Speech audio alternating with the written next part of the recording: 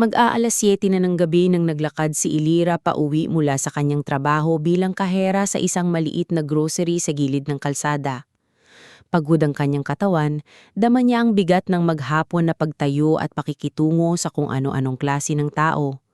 Ngunit kahit ganun, sanay na siya. Ganito na ang takbo ng buhay niya mula nang mag-isa na lang siyang umaasa sa sarili. Habang naglalakad siya sa madilim na bahagi ng kalye, napansin niya ang kumpol ng mga taong nagmamadaling dumaan. Karamihan ay hindi na lumilingon sa paligid. Doon niya nakita ang isang lalaking nakaupo sa gilid ng bangketa, halos nakahiga na sa sobrang panghihina. Marumi ang suot nito, gusot ang buhok at tila ilang araw nang hindi kumakain. Nakayuko lang ito, parang wala ng lakas kahit tumingin sa mga dumaraan. Saglit na napatigil si Elira. May bahagi sa kanya na gustong pagpatuloy na lang tulad ng ginagawa ng iba. Pagod siya, gutom at gusto na lang makauwi. Ngunit habang nakatitig siya sa lalaki, may kung anong kumurot sa kanyang dibdib. Hindi niya maipaliwanag kung bakit, pero iba ang pakiramdam niya kumpara sa ibang nakikita niyang pulubi. Dahan-dahan siyang lumapit.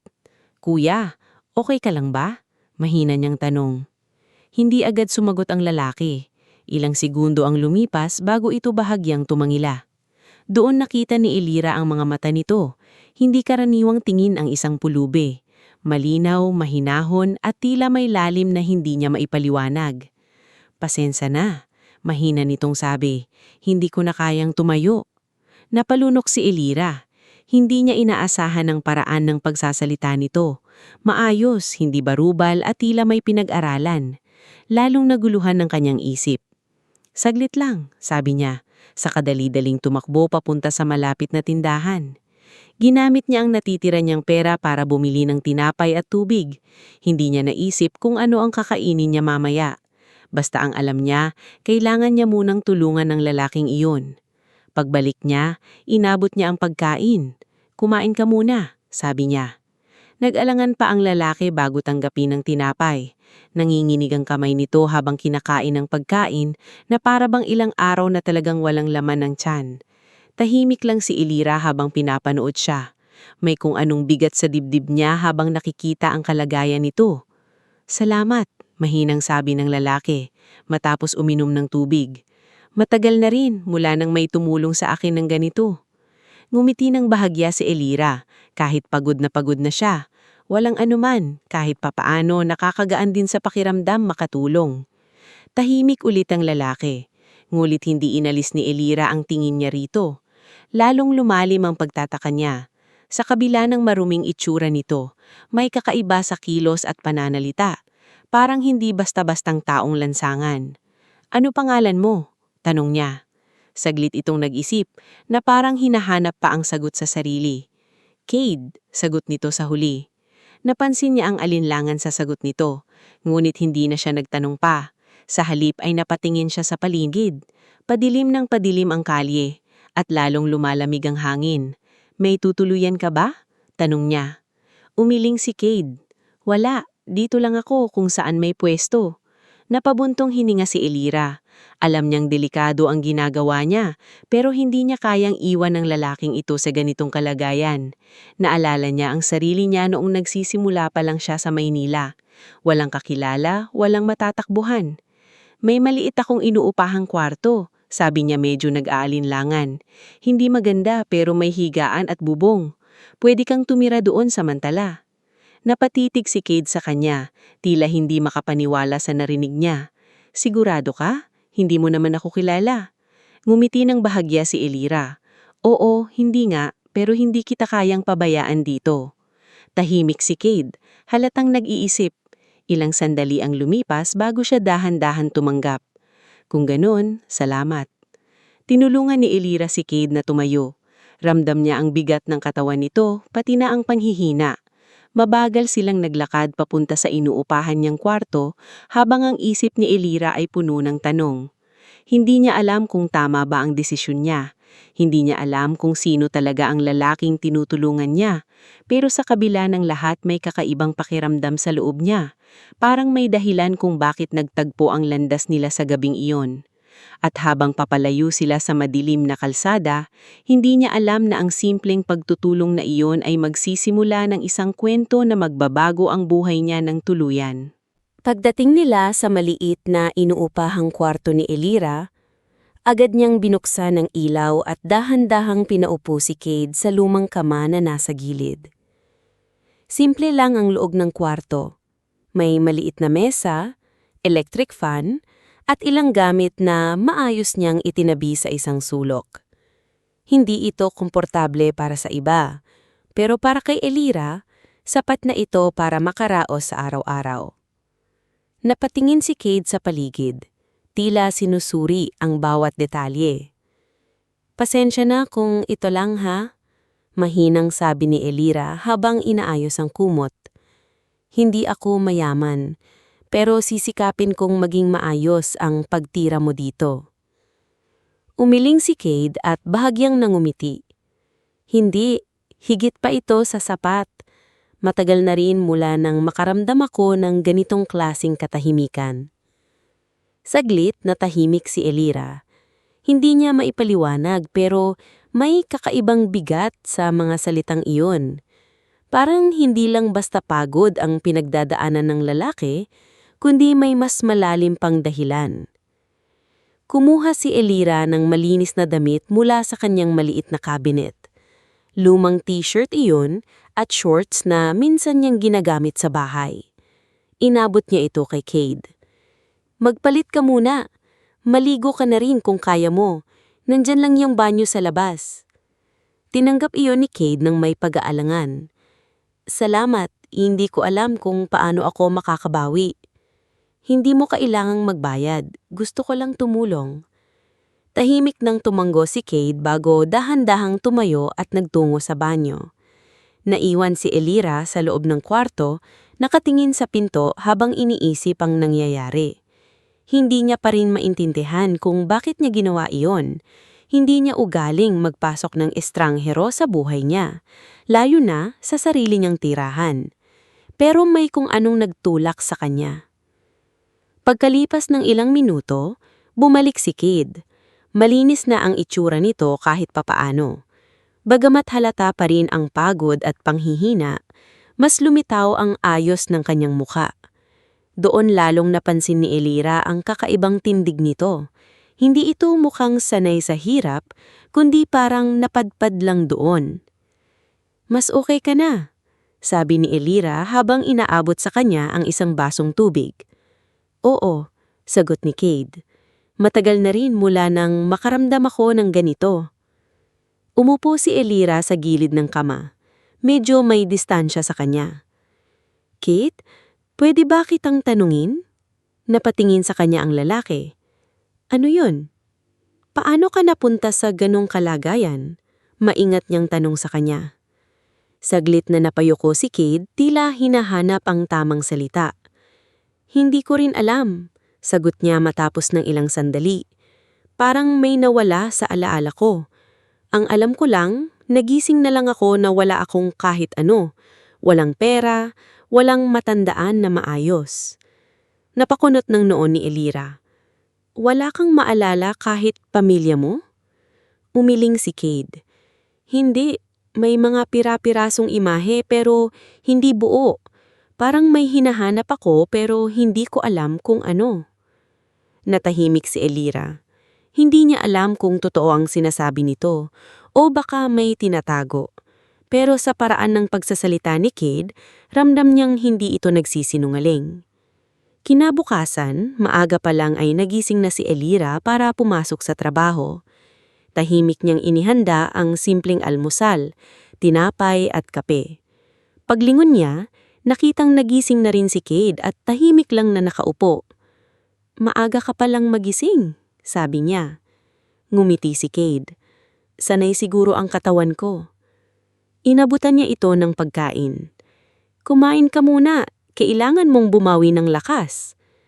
Habang kumakain sila, napansin ni Elira na maayos kumilos si Cade. Hindi siya nagmamadali, hindi rin magulo kumain. Para bang likas sa kanya ang disiplina. Bago umalis, huminto si Elira sa may pintuan. Maiiwan ka dito mag-isa. Sana okay lang. Wala kang dapat ikabahala. Aayusin ko ang sarili ko habang wala ka. Tumanggo si Elira bago tuluyang umalis. Buong araw, hindi mawala sa isip niya ang iniwang lalaki sa kanyang kwarto. May konting kaba, pero mas nangingibabaw ang tiwala na kahit paano ay tama ang ginawa niya. Pagbalik niya sa gabi, nagulat siya sa kanyang makita. Malinis ang kwarto, makalinis na ang sahig, maayos ang mga gamit, at pati ang maliit na mesa ay inayos niya. Nakaupo si Cade sa gilid, tila naghihintay.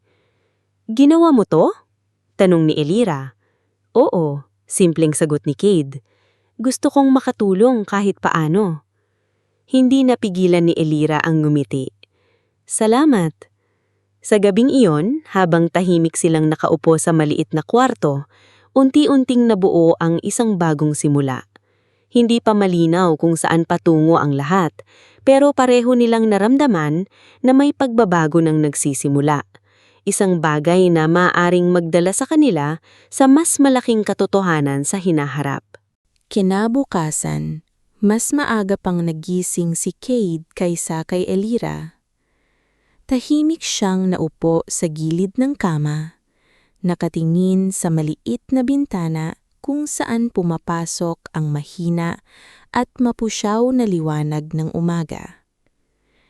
May kakaibang pakiramdam sa loob niya. Parang may kulang, parang may hinahanap na hindi niya maabot.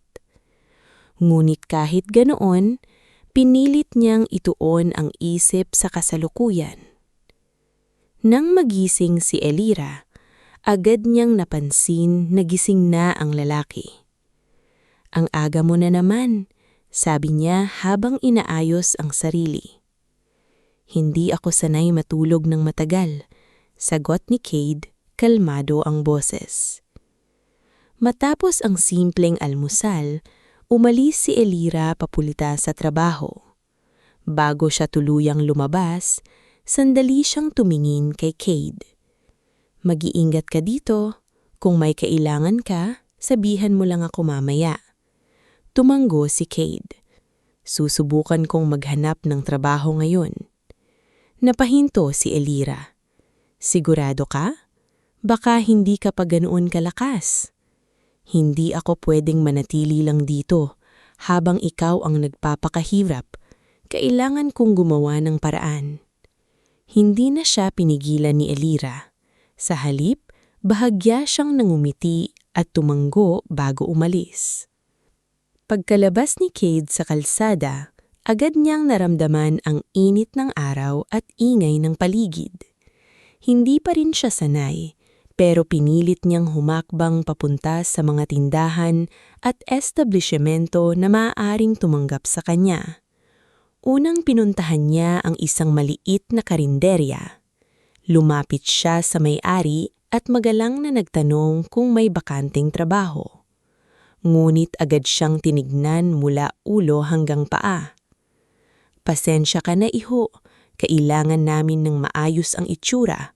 Baka matakot ang customers." Tahimik na tumanggo si Cade at umalis. Hindi siya nagtampo, pero ramdam niya ang kirot ng pagtanggi. Sumunod niyang pinuntahan ang isang construction site. Doon, mas direkta ang sagot ng foreman. "May experience ka ba?" tanong nito. Sandaling natahimik si Cade. Hindi niya alam kung paano sasagot. Wala siyang maalala. "Hindi ko po sigurado," mahinang sagot. Umiling ang foreman. "Hindi pwede yan. Delikado dito. Kailangan marunong ka na." Muli umalis si Cade nang walang nakuha. Ilang beses pa siyang nagtanong sa iba't ibang lugar. Sa tindahan, sa maliit na warehouse, kahit sa mga nagtitinda sa kalsada. Pero pare-pareho ang sagot. Wala siyang sapat na itsura, wala siyang experience at higit sa lahat, wala siyang mapapatunayan kung sino siya. Habang lumilipas ang oras, naramdaman niyang bumibigat ang kanyang mga hakbang. Hindi lang dahil sa pagod, kundi dahil sa pakiramdam na parang wala siyang lugar sa mundong iyon. Naupo siya sa isang gilid ng kalsada, sandaling ipinikit ang mga mata. Doon, may mga pira-pirasong imahe na sumagi sa isip niya. Mga tao na nakaayos, isang malaking mesa, mga papel, at mga boses na tila may respeto sa kanya. Ngunit mabilis itong nawala, parang usok na hindi niya mahawakan.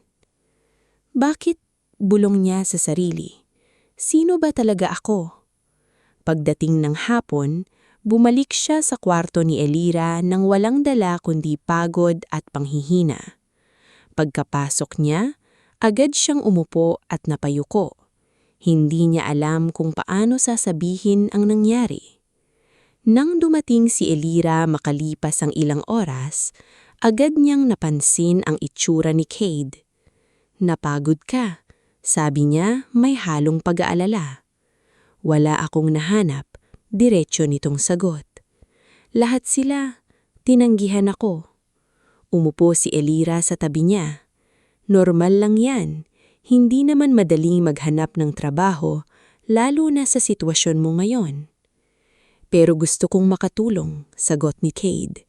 Hindi niya tinigil ang sarili, ayokong maging pabigat sa'yo. Napangiti si Elira, kahit may lungkot sa mga mata niya. Hindi ka pabigat. Kung gusto mong bumawi, unahin mo munang ayusin ang sarili mo. Natahimik si Cade. Hindi siya sanay na may taong nagsasabi ng ganoon sa kanya. Hindi niya iniintindihan kung bakit, pero may init sa dibdib niya tuwing naririnig ang mga salita ni Elira.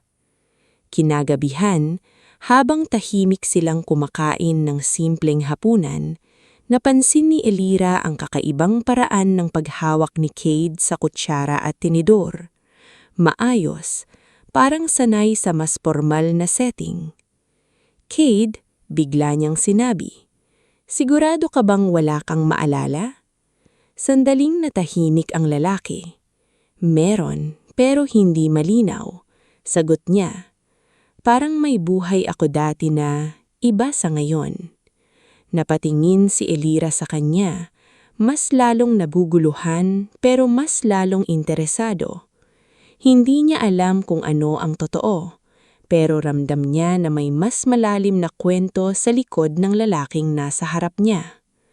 At habang lumalalim ang gabi, unti-unting nabuo sa kanilang dalawa ang isang tahimik na pangako, na kahit gaano kahirap ang sitwasyon, hindi sila susuko.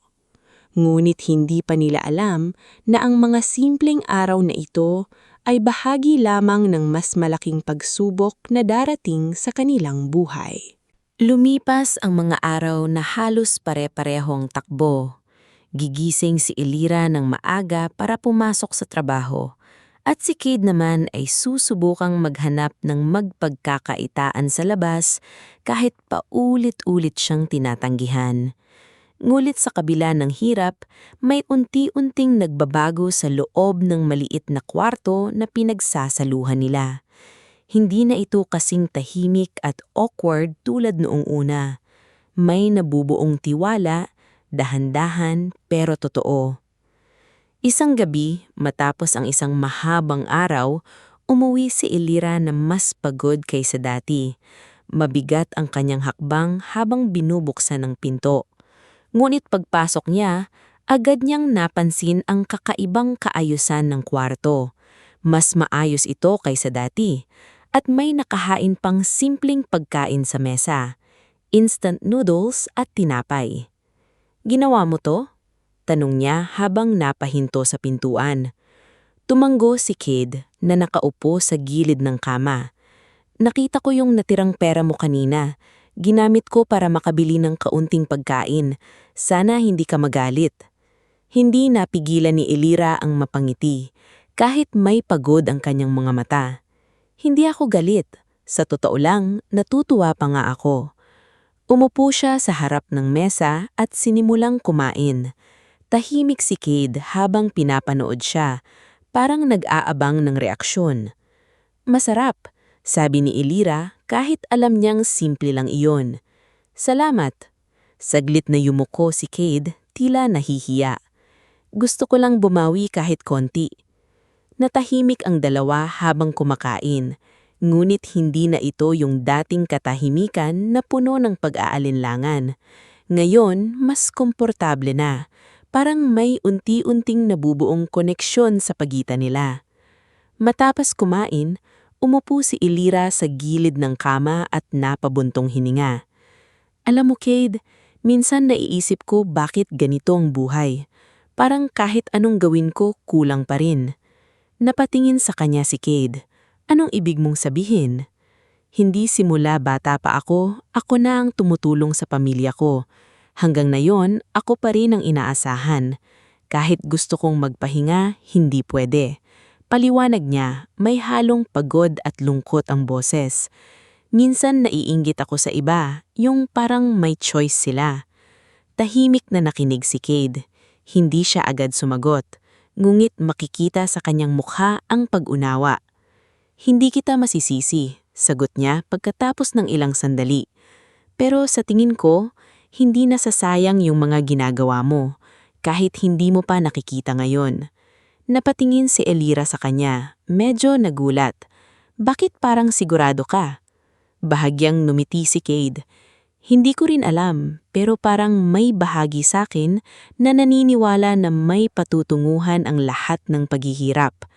Napaisip si Elira. Hindi niya alam kung saan nanggagaling ang mga salita ni Cade, pero may bigat ito.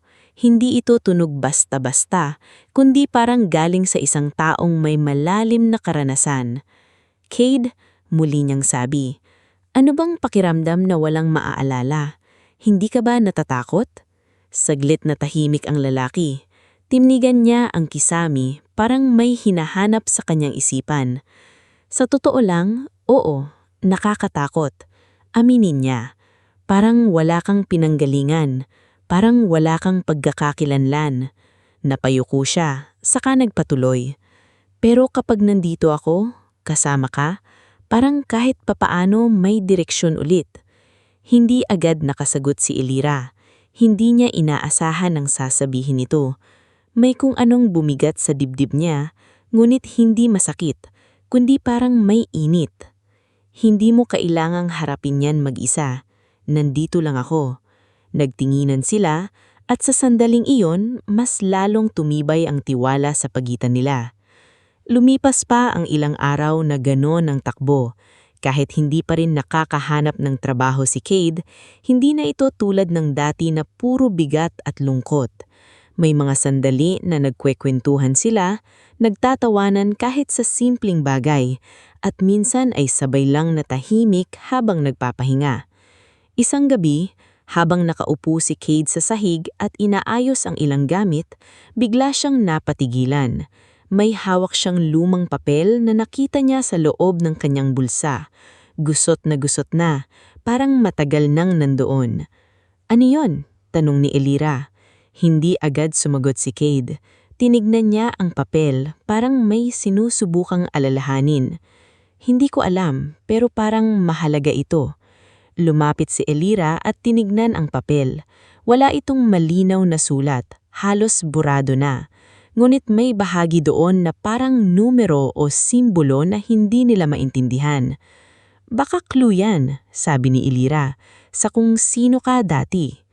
Tahimik na tumanggo si Cade, ngunit sa loob niya may kakaibang pakiramdam. Parang unti-unting bumabalik ang mga bagay na matagal nang nawala. At habang mas lumalalim ang kanilang pagsasama, hindi nila napapansin na papalapit na sila sa mga sagot na magbabago sa lahat ng kanilang pinanghahawakan. Isang umaga, pumasok si Elira sa trabaho na mabigat ang pakiramdam kahit hindi niya maipaliwanag kung bakit. Tahimik lang siyang nagbukas ng kanyang kahera at sinimulan ng araw tulad ng nakasanayan. Ngunit hindi pa man nagtatagal, napansin na niya ang kakaibang galaw ng kanyang supervisor at ang mga bulungan ng ilang kasamahan. May tensyon sa paligid na hindi niya naiintindihan. Maya-maya, tinawag siya ng manager sa opisina. Kinabahan si Elira habang naglalakad papunta roon. Hindi siya sanay na inatawag ng ganon, lalo na't wala namang siyang alam na nagawang mali. Pagpasok niya, sinalubong siya ng seryosong mukha ng manager. "Elira, maupo ka muna," sabi nito. Tahimik siyang umupo, pilit pinapakalma ang sarili.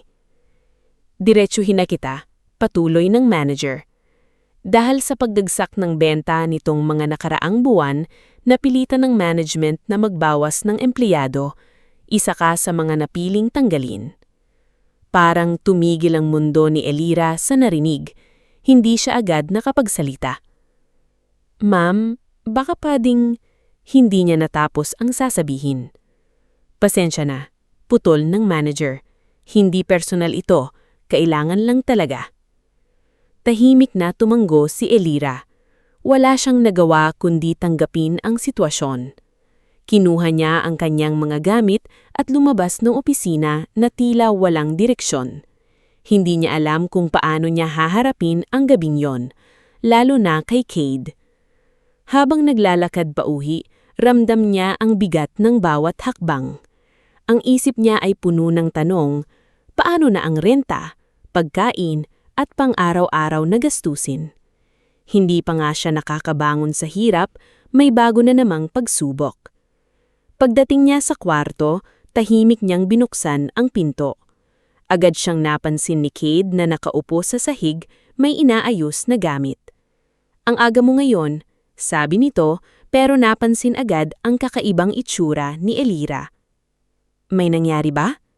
Hindi agad nakasagot si Elira. Ibinaba niya ang bag at naupo sa kama saka napayuko. Ilang segundo ang lumipas bago siya nagsalita. "Tinanggal na ako sa trabaho," mahina niyang sabi. Parang napako si Cade sa kinauupuan. "Ano?"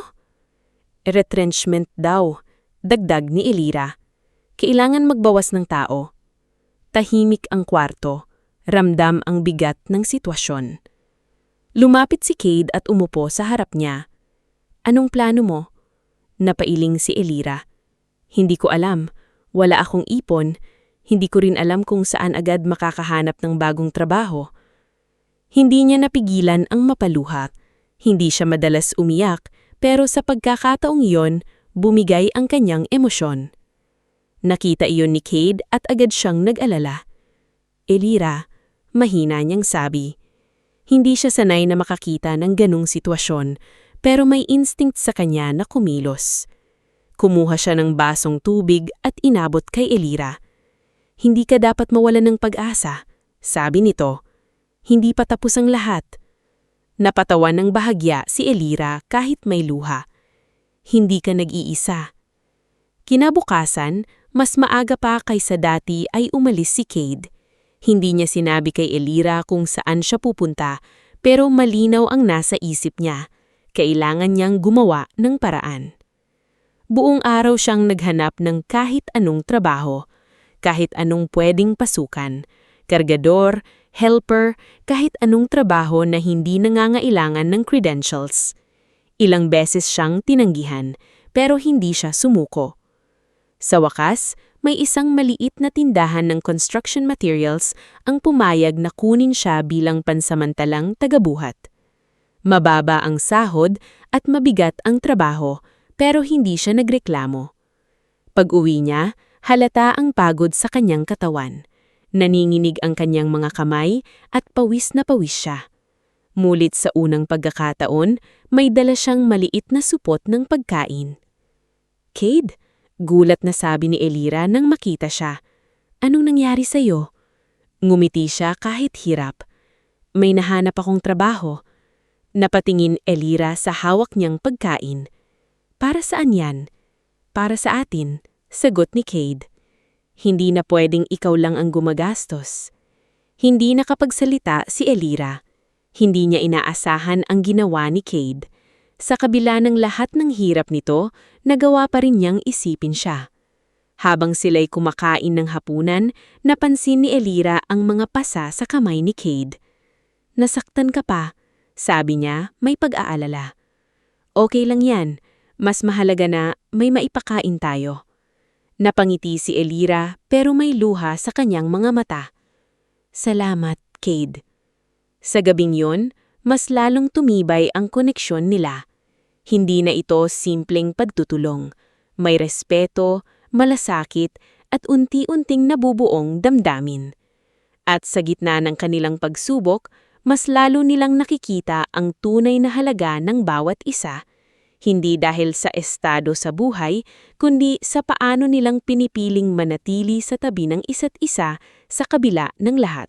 Lumipas ang ilang araw na ganon ang naging takbo ng buhay nila. Si Cade ay araw-araw na pumapasok sa maliit na tindahan ng construction materials. Buhat dito, ayos doon, at kahit mabigat ang trabaho ay tiniis niya para lang maipangtustos nila. Si Elira naman ay patuloy na naghahanap ng bagong trabaho, kung saan-saan nagpasa ng resume, kahit minsan ay wala siyang natatanggap na sagot. Sa kabila ng pagod, may kakaibang katahimikan sa pagitan nila.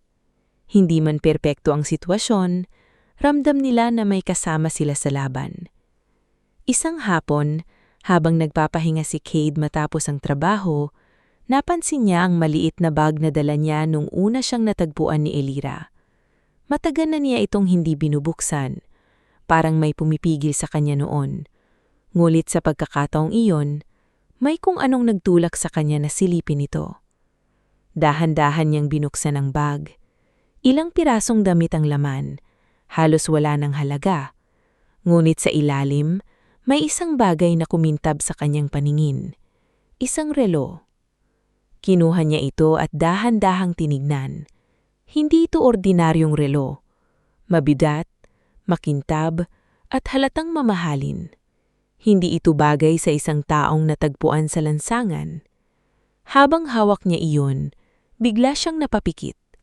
May pumasok na imahe sa isip niya. Isang malaking silid, mga taong nakasuot ng formal, at siya na nakatayo sa harap, tila may kausap.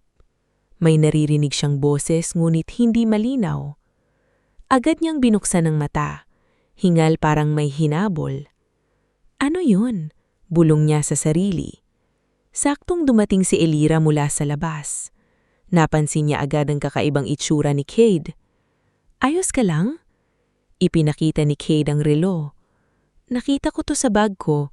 Hindi ko alam kung saan galing, pero parang mahalaga. Lumapit si Elira at tinignan ang relo. Mukhang mamahalin nga, sabi niya. Sigurado ka bang sayo yan? Yun ang hindi ko alam.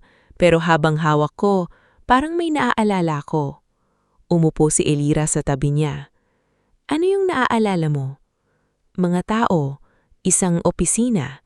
Parang may meeting, sagot ni Cade habang pilit inaalala. Parang may kinalaman ako doon pero hindi ko pa rin buo. Tahimik na nakinig si Elira. Unti-unti niyang nare-realize na hindi basta-basta ang lalaking tinulungan niya. May pinanggalingan itong walayo sa kasalukuyang kalagayan niya. Kinabukasan, nagpa siya silang lumabas para subukang hanapin ng mga lugar na maaaring konektado sa alaala ni Cade. Naglakad sila sa mas mataong bahagi ng lungsod, kung saan matataas ang gusali at mas pormal ang paligid. Habang naglalakad, napapahinto si Cade sa ilang lugar. May mga pagkakataon na tumitingin siya sa isang malaking gusali, na parang may naaalala pero hindi niya makuha. Dito, sabi niya minsan, natingin sa isang malaking gusali. Tinignan niya ito, isang malaking kumpanyang nakasulat sa harap. Hindi niya alam kung bakit pero kinabahan siya. Sigurado ka? Tanong niya. Umiling si Cade. Hindi ko rin alam, parang may humihila sa akin pero hindi ko maintindihan. Nagpatuloy silang naglalakad. Pumapasok sa iba't ibang lugar, mga opisina, lobby, at kahit mga mall, umaasang may makakapagbigay linaw sa kanyang alaala. Ngunit sa bawat hakbang, mas lalo lang silang nalilito. Habang nagpapahinga sila sa isang bangke sa gilid ng kalsada, napayuko si Cade. Sabi niya, pakiramdam ko, malapit na ako pero hindi ko pa rin maabot. Hinawakan ni Elira ang kanyang kamay. Okay lang yan, hindi naman kailangang madaliin. Napatingin si Cade sa kanya. Hindi ka ba natatakot? Paano kung hindi maganda yung matuklasan natin? Bahagyang ngumiti si Elira. Mas natatakot ako kung hindi natin susubukan. Hindi ka pwedeng manatiling ganito habang buhay. Natahimik si Cade. Sa mga sandaling iyon, mas lalo niyang na-appreciate ang presensya ni Elira. Hindi lang siya tumulong, sinamahan siya sa paghahanap ng sarili niya. Pag-uwi nila, pagod ang katawan nila pero may kakaibang pakiramdam ng pag-asa. Hindi pa nila nakukuha ang sagot pero alam nilang papalapit na sila. At sa bawat piraso ng alaala na unti-unting bumabalik, mas lumilinaw na ang katotohanan. Isang katotohanang hindi nila inaasahan at magpapabago sa lahat ng nakasanayan nila. Kinabukasan, bumalik sina Elira at Cade sa lugar na hindi mawala sa isip niya. Ang malaking gusali na tila pamilyar sa kanya kahit hindi niya maipaliwanag kung bakit. Mas maaga silang pumunta. Halos kakaunti pa lang ang tao sa paligid, pero sapat na para maramdaman ni Elira ang kaibahan ng mundong papasukan nila. Malinis ang paligid, maayos ang suot ng mga taong papasok at ramdamang pormalidad sa bawat kilos. Napahinto si Cade sa harap ng gusali. Tinitigan niya ang pangalan na nakasulat sa itaas na parang may pilit na bumubuo sa kanyang alaala. Kumunot ang noo niya, sa kadahan-dahang napahawak sa kanyang ulo. "Cade, okay ka lang?" Tanong ni Elira, halatang nag-aalala. "Parang dito," mahina niyang sagot. "Hindi ko maipaliwanag pero parang may koneksyon ako sa lugar na to." Napatingin si Elira sa gusali. Hindi niya alam kung ano ang aasahan pero naramdaman niyang kailangan nilang subukan. "Pumasok tayo," sabi niya, pilit pinalalakas ang loob. Dahan-dahan silang yumakad papasok. Pagbukas pa lang ng pinto, bumungad sa kanila ang malawak at eleganteng lobby. Marble ang sahig, may receptionist sa harap, at ilang empleyado na abala sa pagpasok at paglabas. Agad silang napansin ng ilan, lalo na si Cade na hindi pa rin ganap na maayos ang itsura kumpara sa mga taong nandoon. "Excuse me," sabi ni Elira sa receptionist. Ngumiti ng pilit ang receptionist pero halata ang pag-aalinlangan. "Ano pong kailangan ninyo?" Hindi agad nakasagot si Cade. Nakatingin lang siya sa paligid, tila hinahabol lang kung anong nawawala sa kanyang isip. Ngunit biglang may isang lalaking nakasuit ang napahinto habang papasok. Napatingin ito kay Cade at tila nanlaki ang mga mata nito. "Sir?" Mahina nitong sabi na parang hindi makapaniwala. Napalingon si Elira. "Ha?" Lumapit ang lalaki kay Cade, halatang gulat. "Sir Cade, kayo po ba yan?" Napakunot ang noo ni Cade. Kilala mo ako?" Lalong nanlaki ang mata ng lalaki. "Sir, ako po si Adrian, assistant ninyo sa opisina. Matagal na namin kayong hinahanap." Parang tumigil ang oras, hindi makapaniwala si Elira sa naririnig. "Ano ibig mong sabihin?" "Siya po ang CEO ng kumpanya," diretsyo nitong sagot. Nanlamig ang katawan ni Elira. Napatingin siya kay Cade na ngayon ay tila mas lalong nalilito. "Ako? CEO?" bulong ni Cade. Hindi pa man siya makarecover ay may isa pang matandang lalaki ang lumabas mula sa elevator. Napatingin ito sa kanila at agad ding napahinto. "Cade," sabi nito, mabigat ang boses. "Salamat sa Diyos, buhay ka." Napatingin si Cade sa kanya at sa sandaling iyon parang may sumabog na alaala sa kanyang isip. Mga eksena ng opisina, mga meeting, mga desisyon, lahat bumalik sabay-sabay. Napahawak siya sa ulo, napapikit. Ako nga." Lumapit ang matandang lalaki at hinawak siya sa balikat. "Matagal kaming hinahanap, akala namin hindi ka na namin makikita ulit." Napatingin si Cade kay Elira. Sa mga mata niya makikita ang halo-halong emosyon, gulat, kalituhan at unti-unting pag-unawa. Aksidente, sabi niya, parang kinakausap ang sarili. Naaksidente ako, kaya ako nawala. Tahimik na nakatayo si Elira, hindi pa rin makapaniwala sa lahat. Ang lalaking pinulot niya sa kalsada, ang tinulungan niya, ang nakasama niya sa hirap ay isa palang CEO. Sir, kailangan na po kayong ipasok. Marami pong kailangang ayusin. Hindi agad gumalaw si Cade. Nakatingin lang siya kay Elira na parang hindi alam kung paanong haharapin ang bagong katotohanan. Sumama ka, sabi niya kay Elira. Napaatras si Elira. Hindi ako bagay dito. Ngunit hinawak ng Cade ang kamay niya.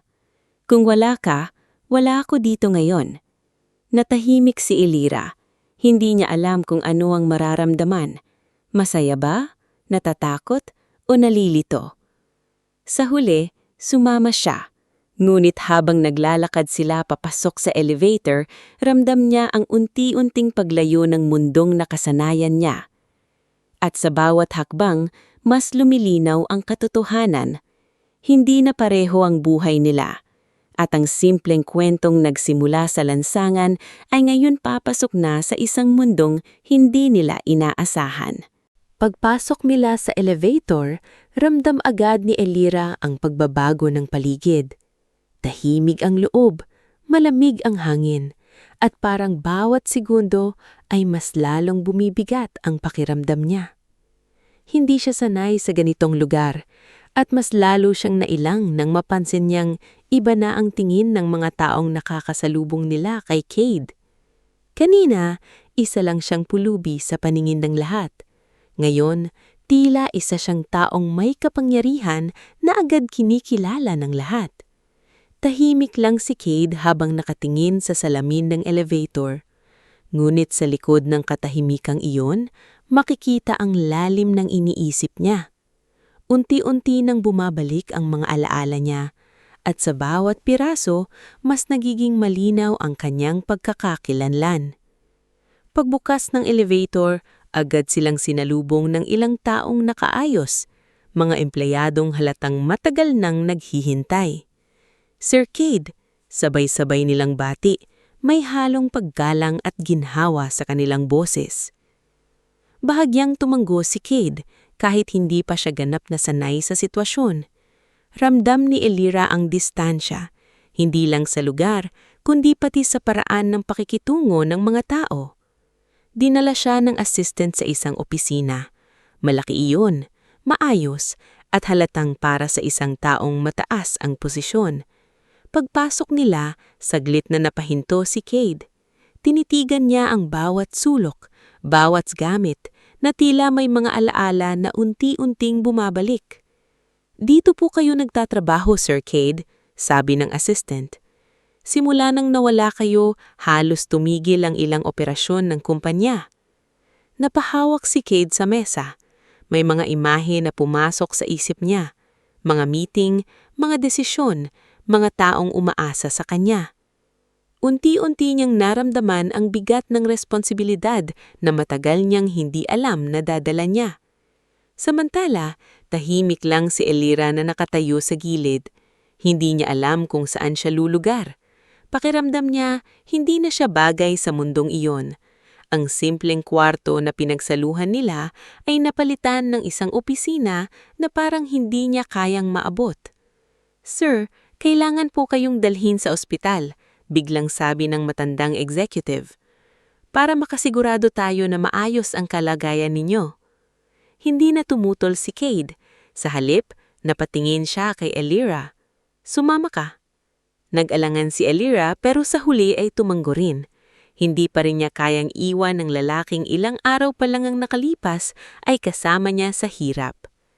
Sa ospital, agad na inasikaso si Cade. Sunod-sunod ang mga tests habang si Elira ay tahimik lang na naghihintay sa labas. Doon, lalo niyang naramdaman ang agwat ng kanilang mundo. Ang mga taong pumapasok at lumalabas ay may kanya-kanyang lakad, may tiwala sa sarili, habang siya ay parang naliligaw. Pagkalipas ng ilang oras, lumabas ang doktor. Stable ang kondisyon niya, sabi nito.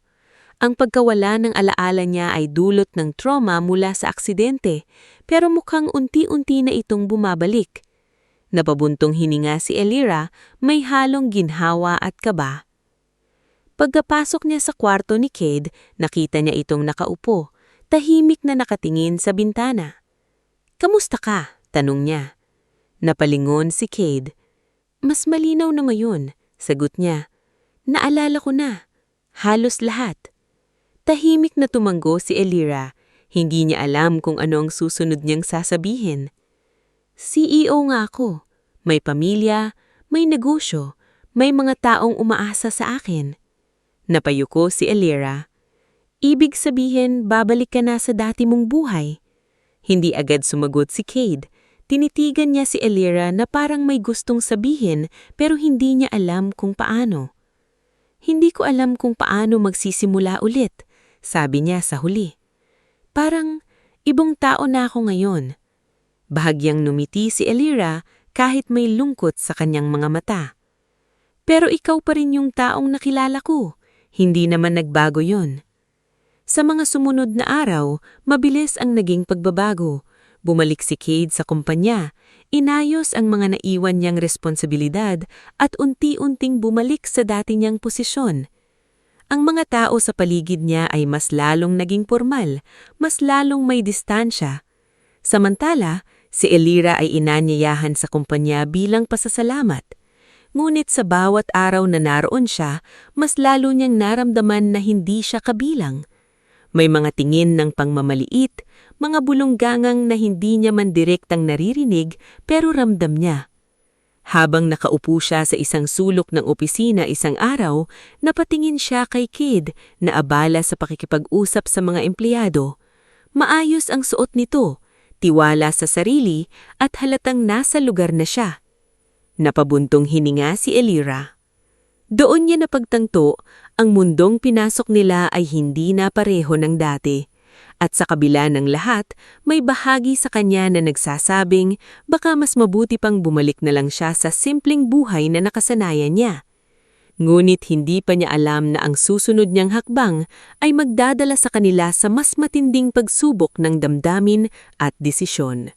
Sa mga sumunod na araw, lalo pang naging malinaw kay Elira ang agwat ng mundong ginagalawan nila ngayon ni Cade. Kahit na inanyayaan siya nito na manatili sa kumpanya bilang pasasalamat, hindi niya maiwasang maramdaman na tila hindi siya nababagay sa lugar na iyon. Sa bawat hakbang niya sa loob ng opisina, ramdam niya ang mga matang sumusunod sa kanya. May ilan na nagtataka, may ilan na tila nang huhusga. Isang umaga, habang naglalakad siya papunta sa pantry para kumuha ng tubig, narinig niya ang ilang empleyado na nag-uusap. "Siya ba yung sinasabi nilang tumulong kay Sir?" tanong ng isa. "Oo, pero tignan mo naman, parang hindi bagay dito," sagot ng isa pa, may halong pangmamaliit sa tono. Napahinto si Elira, hindi niya inaasahang maririnig iyon. Hindi man siya direktang tinawag, malinaw na siya ang tinutukoy. Tahimik siyang nagpatuloy sa paglakad pero ramdam niya ang kirot sa dibdib. Pagbalik niya sa kanyang pwesto, napansin niyang may ilang empleyado ang tumitingin sa kanya at agad na umiwas ng tingin nang napansin niyang nakatingin siya. Hindi niya alam kung paano haharapin ang ganitong sitwasyon. Sanay siyang sa hirap pero hindi sa ganitong klaseng pakiramdam, yung tila hindi ka tanggap. Sa kabilang banda, abala si Cade sa sunod-sunod na meeting. Mabilis siyang bumabalik sa dati niyang papel bilang CEO. Maayos siyang magsalita, tiwala sa bawat desisyon at halatang sanay sa ganitong mundo. Ngulit sa likod nito, may bahagi sa kanya na patuloy na nag-aalala. Madalas niyang hanapin si Elira sa loob ng opisina. Ngulit sa bawat pagkakataon na nakikita niya ito, napapansin niyang tila lumalayo ang loob nito. Isang hapon, nadatnan niya si Elira na nakaupo sa isang tahimik na sulok, nakatingin lang sa malayo. "Bakit ka nandito mag-isa?" tanong niya habang lumalapit. Napalingon si Elira at bahagyang numiti pero hindi iyon umabot sa kanyang mga mata. Nagpapahinga lang. Umupo si Cade sa tabi niya. Hindi ka ba komportable dito? Hindi agad sumagot si Elira. Ilang segundo siyang tahimik bago tuluyang nagsalita. Cade, sa tingin mo ba bagay ako dito? Napatingin si Cade sa kanya. Nagulat sa tanong. Bakit mo natanong? Hindi ko lang maiwasang maramdaman na hindi ako kabilang. Sagot niya, lahat dito iba ang mundo, samantalang ako galing lang sa simpleng buhay. Bahagyang kumunot ng noo ni Cade. Hindi mahalaga kung saan ka galing, ang mahalaga kung sino ka ngayon. Napangiti si Elira pero may lungkot. Madaling sabihin yan para sa'yo, pero ako yung nakakaramdam. Natahimik si Cade, alam niyang may punto si Elira. Kahit gusto niyang gawing pantay ang lahat, hindi niya kayang baguhin agad ang tingin ng ibang tao. Kung nahihirapan ka, pwede naman kitang tulungan, sabi niya. Umiling si Elira, hindi ko gustong tulong na dahil lang sa awa. Hindi awa ang nararamdaman ko, sagot ni Cade na medyo mas seryoso ang tono. Hindi mo ba nakikita? Napatingin si Elira sa kanya, pero agad din niyang iniwas ang tingin. Hindi ko alam kung anong nararamdaman mo, pero alam ko kung ano ang nararamdaman ko. Tumayo siya at dahan-dahang lumayo. Naiwan si Cade na nakaupo, hindi alam kung paano hahabulin ang taong unti-unti nang lumalayo sa kanya. Kinagabihan, mag-isa si Elira sa maliit na kwarto na minsan nilang pinagsamahan. Bumalik siya doon para mag-isip. Tahimik niyang tinignan ang paligid, ang kama, ang mesa, at ang mga alaala ng mga panahong magkasama silang walang iniisip kundi kung paano makaraos sa araw. Napabuntong hininga siya. Mas simple noon, bulong niya sa sarili. Sa kabilang banda, naiwan si Cade sa kanyang malaking opisina. Nasa harap niya ang mga papeles, ngunit hindi niya magawang mag-concentrate. Paulit-ulit pumapasok sa isip niya ang mga sinabi ni Elira. Hindi niya alam kung paano haharapin ang sitwasyon. Bilang CEO, sanay siyang magdesisyon, pero pagdating kay Elira, parang nawawala ang kumpiyansa niya. Napatingin siya sa bintana ng opisina, tanaw ang lungsod na dati ay kabisado niya. Ngunit ngayon, parang may kulang. Sa unang pagkakataon, naramdaman niya na kahit nasa kanya na ang lahat, pera, posisyon, at kapangyarihan, may isang bagay pa rin siyang hindi kayang kontrolin.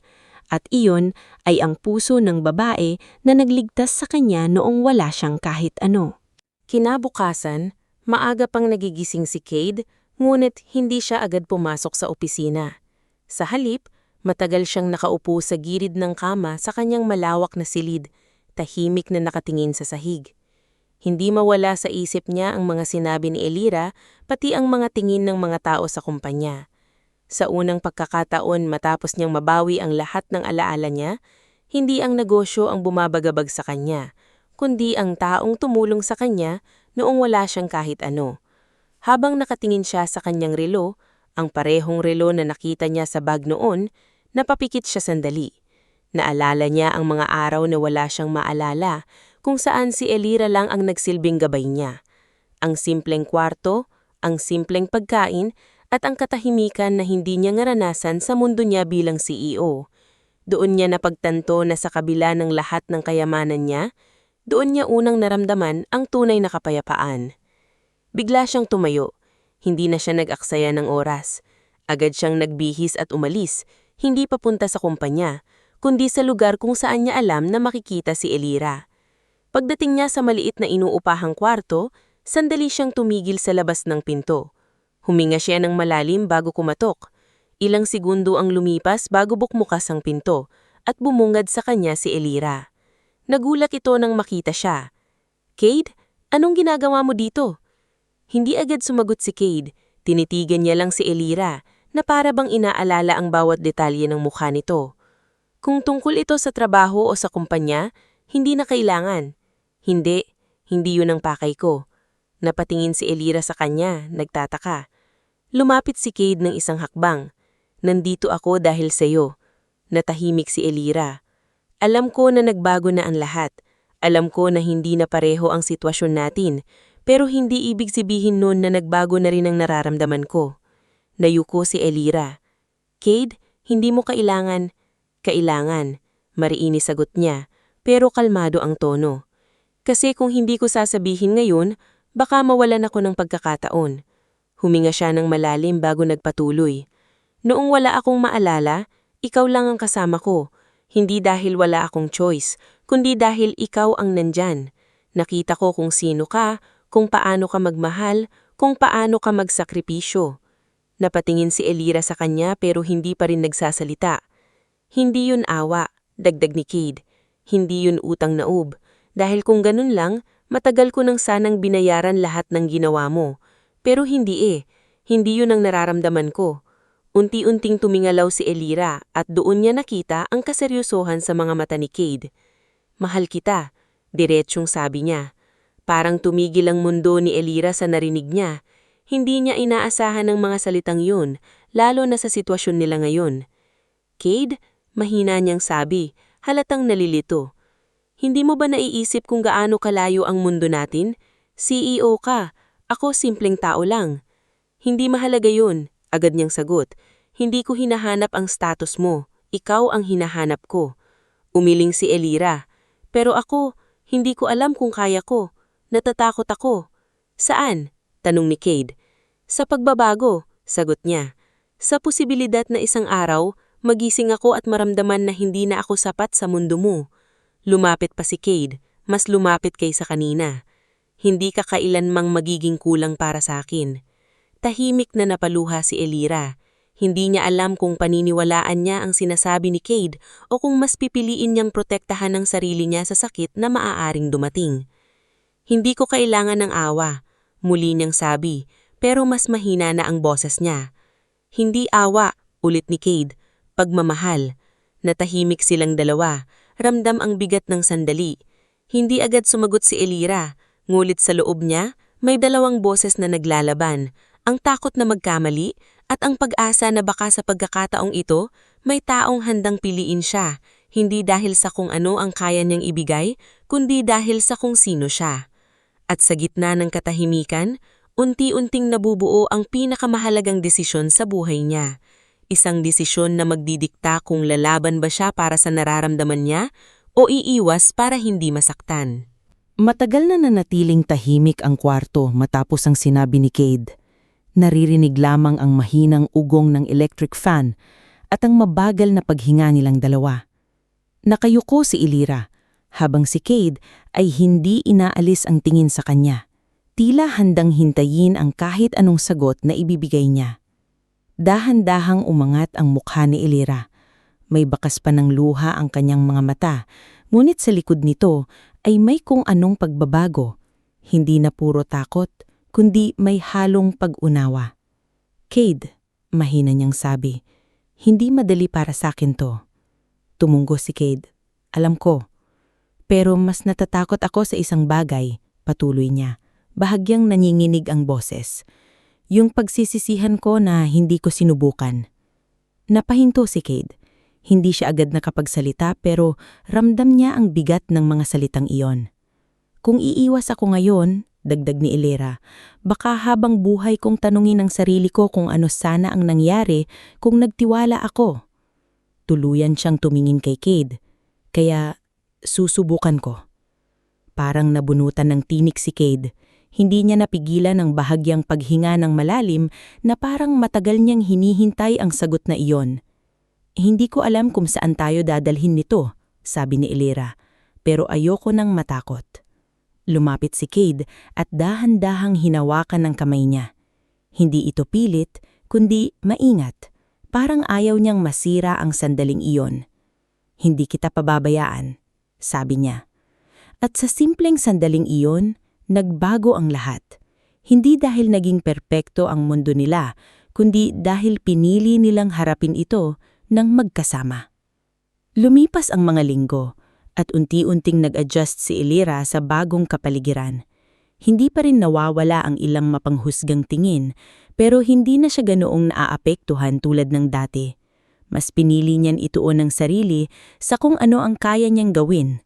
Sa tulong ni Cade, hindi bilang CEO, kundi bilang taong naniniwala sa kanya, nagkaroon siya ng pagkakataon na magsimula ng maliit na negosyo. Isang simpleng food stall na matagal niyang pangarap. Hindi ito agad naging madali, pero unti-unti, nagsimulang kumita at lumago. Sa bawat araw na dumadaan, mas lalo niyang naramdaman na may sarili siyang lugar, hindi bilang tinulungan, kundi bilang isang taong may sariling kakayahan. Samantala, si Cade ay patuloy na namuno sa kumpanya. Ngunit may nagbago sa paraan niya ng pamumuno. Mas naging maingat siya sa pakitutungo sa mga empleyado, mas bukas sa pakikinig, at mas pinapahalagahan ng mga taong nasa ibaba. Marahil dala iyon ng mga karanasang pinagdaanan niya, ang mga araw na wala siyang kahit ano, at ang babaeng hindi siya tinignan base sa estado niya. Isang gabi, habang nakaupo sila sa labas ng maliit na food stall ni Elira, tahimik silang nagmamasdan sa mga taong dumadaan. Hindi man enggrande ang lugar, may kakaibang saya sa simpleng sandaling iyon. "Naaalala mo pa nung una tayong nagkita?" tanong ni Cade. Napangiti si Elira. "Paano ko makakalimutan? Akala ko pulbi ka lang na kailangan ng tulong." "Pulbi naman talaga ako nun," sagot ni Cade, bahagyang natawa. Hindi ka pulbi. Nawalan ka lang ng lahat, pero hindi ng pagkatao mo." Napatingin si Cade sa kanya, at sa sandaling iyon, mas lalo niyang nauunawaan kung bakit siya nahulog sa babaeng iyon. "Kung hindi mo ako tinulungan noon, hindi ko alam kung nasaan na ako ngayon." "Kung hindi kita tinulungan," sagot ni Elira, "hindi ko rin makikilala kung sino talaga ako." Nagtinginan sila, at pareho nilang nauunawaan ng ibig sabihin ng mga salitang iyon. Hindi man perpekto ang buhay, hindi man madali ang lahat, natutunan nilang tanggapin ng bawat pagbabago. Hindi na mahalaga kung saan sila nanggaling o kung gaano kalaki ang pagitan ng mundo nila noon. Dahil sa huli, pala hindi nasusukat ang halaga ng isang tao sa estado sa buhay, kundi sa paraan niyang pagtrato sa iba at sa tapang niyang piliin ang tama kahit mahirap. At sa simpleng kwento na nagsimula sa madilim na kalsada, natagpuan nila ang liwanag. Hindi sa yaman o kapangyarihan, kundi sa pagmamahal at pag-unawa na pinili nilang panghawakan.